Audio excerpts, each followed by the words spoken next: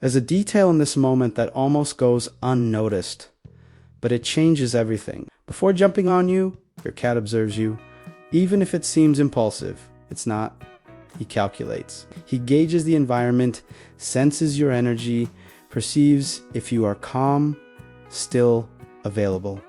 And only then does he come. This jump out of nowhere is actually the culmination of a silent assessment he has made of you. It's as if you were asking, without words, is this a safe place now?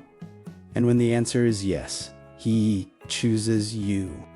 And here's where something even deeper comes in. Because it's not just about the present, it's about memory. Sensations he doesn't think about, but feels. When he touches you, when he walks slowly, when he turns before lying down, his body recognizes old patterns.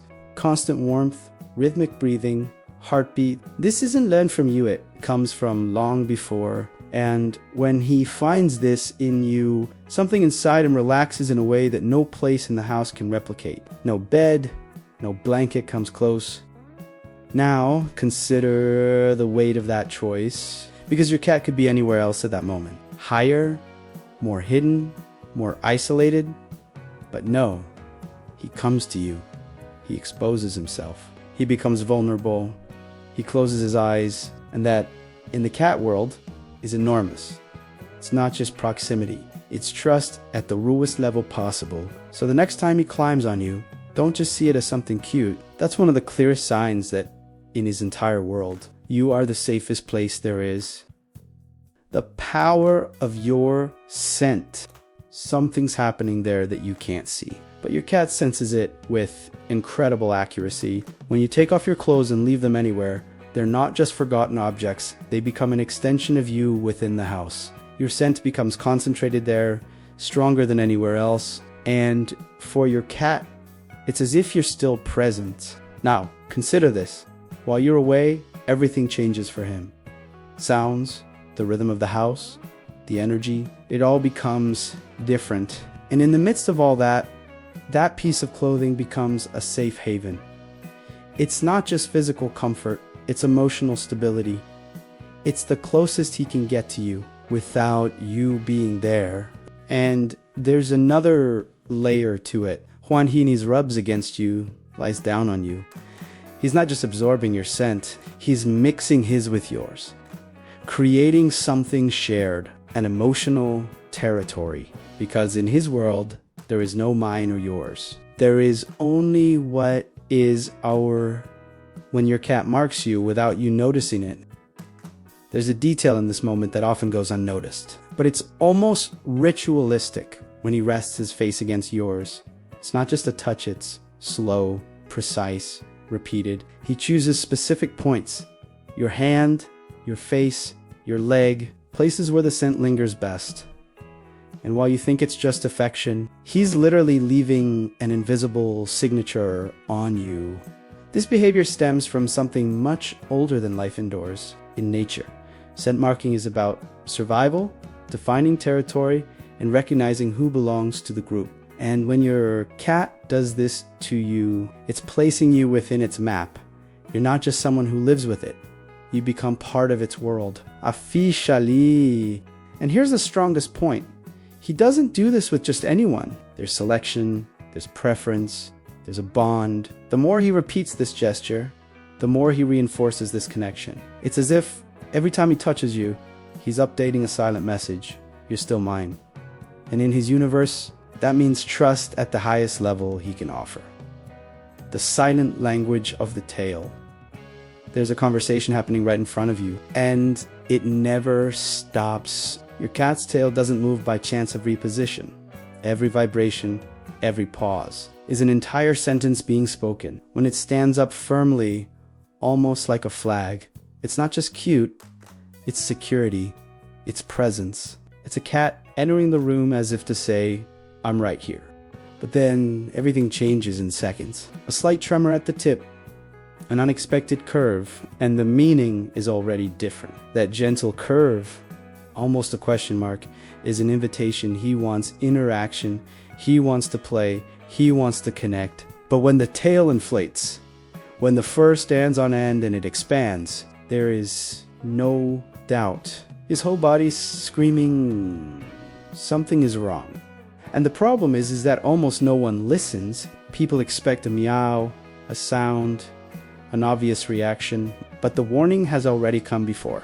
It always does. The scratch that appeared out of nowhere is rarely out of nowhere. It was a signal ignored. Then another and another and another until his body needed to speak louder. When you learn to read the tail, you not only understand your Cthulhu start responding even before he needs to react. When you learn to listen to the silence, there's a precise moment when everything changes. Not in your Cthulhu, because you stop just looking and start interpreting. That slight, almost imperceptible tail movement ceases to be a detail and becomes a message. And the most curious thing, your cat never hid it. He always spoke. You just hadn't learned to listen yet. The problem is that we expect human signals. We expect sound, an obvious reaction, something direct, but cats work differently. They warn beforehand.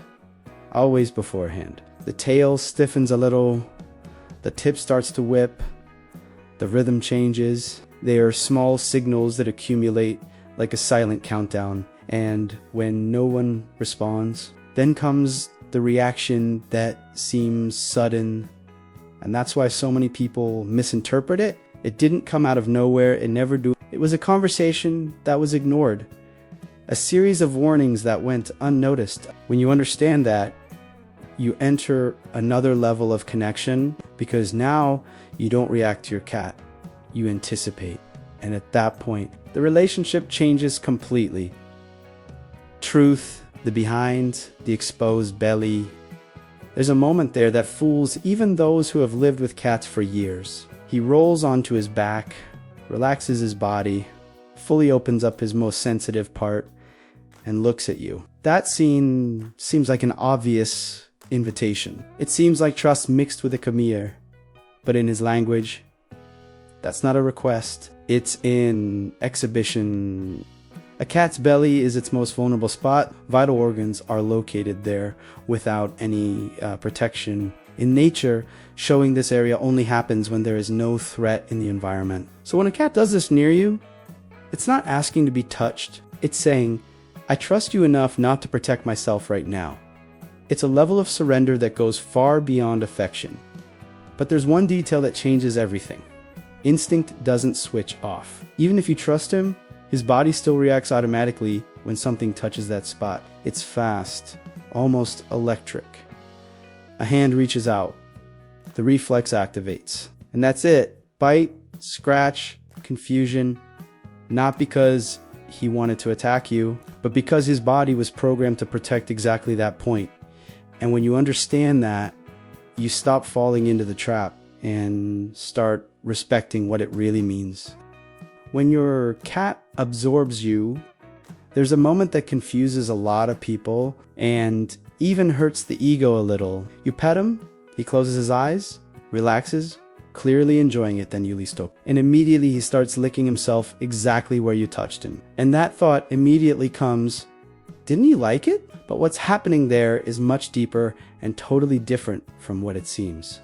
When your cat starts grooming itself after you touch it, it's not erasing you. It's processing. Cats live by their sense of smell, and every touch of yours leaves a chemical trail on their fur. By licking and analyzing that scent, and more than that, mixing it with its own, it's as if it's organizing sensory information and saying, this is now part of my world. And here's the most important detail. This is integration. He no longer separates what is him and what is you in that moment. He merges them. It's a behavior that blends connection, comfort, and identity. So the next time this happens, don't interpret it as rejection, because in his logic, that's not distancing. It's exactly the opposite. The real reason why your cat climbs on you. No, it's not just affection. And perhaps that's exactly what you haven't realized yet. Because if it were just comfort, any pillow would do. If it were just warmth, a blanket would suffice. But it's not enough. He ignores all that and comes straight to you. There's something there that no object can reproduce, and that's why he insists so much. When your cat climbs on you, it's responding to a set of stimuli that, together, create the safest possible environment for it. Your body emits constant heat. Your scent changes vividly, and there's a vibration, a rhythm that you can't see, but it feels. It's as if everything there is saying the same thing. There is no danger here. And for an animal that lives guided by instinct, that's worth more than any physical comfort. But what truly binds him there is deeper than that. It's not just about the present moment. It's about bodily memory, sensations he learned early in life when safety meant survival. And without knowing it, his body activates that exact same pattern. So when he lies on you, it's not just closeness, it's recognition, as if, for a moment, he returns to the only place where everything made sense. Now, let me ask you a quick question of everything you just saw. Which behavior surprised you the most? Don't think too much, comment below. I want to know what really struck you. And while you're at it, now do this. If this video opened your mind in any way, click the like button. Subscribe to the channel now because it can make all the difference.